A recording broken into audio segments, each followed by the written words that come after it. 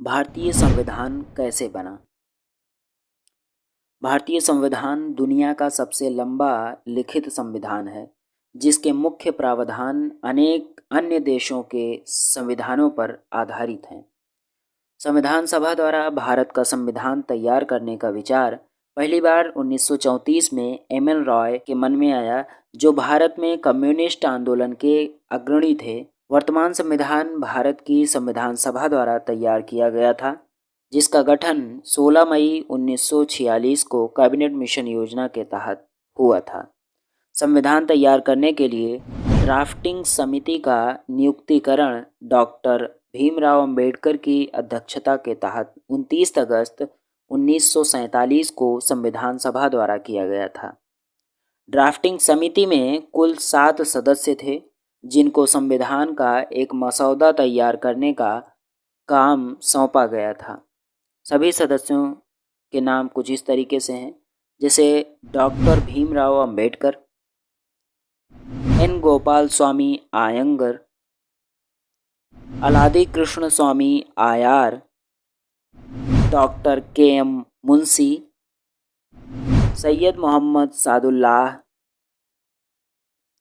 N Madhava Rao और T T. Krishnamachari. इसके अलावा संविधान सभा ने बी.एन. राव को संवैधानिक सलाहकार के तौर पर नियुक्त किया था।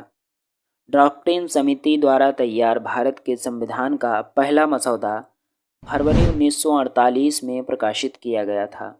भारत के लोगों को मसौदे पर चर्चा और संशोधन का प्रस्ताव करने के लिए 8 महीने का समय दिया गया था।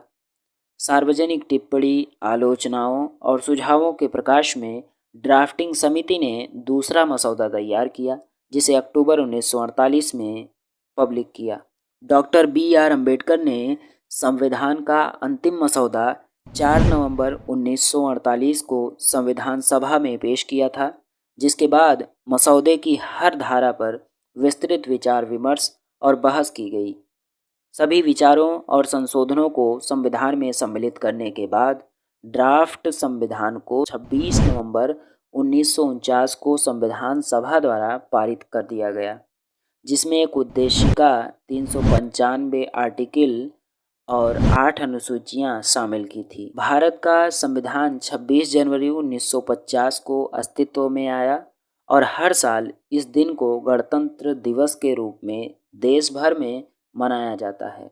जनवरी 26 को विशेष रूप से संविधान के प्रारंभ होने की तिथि के रूप में इसलिए चुना गया था, क्योंकि सन 1930 में इसी दिन पूर्ण स्वराज मनाया गया था, जिसका संकल्प दिसंबर 1929 में भारतीय राष्ट्रीय कांग्रेस के लाहौर सत्र के दौरान लिया गया था। संविधान सभा को संविधान तैयार करने में 2 साल 11 महीने और 17 दिन का समय लगा था और तैयारी में लगभग करीब 6.4 करोड़ यानी करीब 6.5 करोड़ रुपए की लागत आई थी।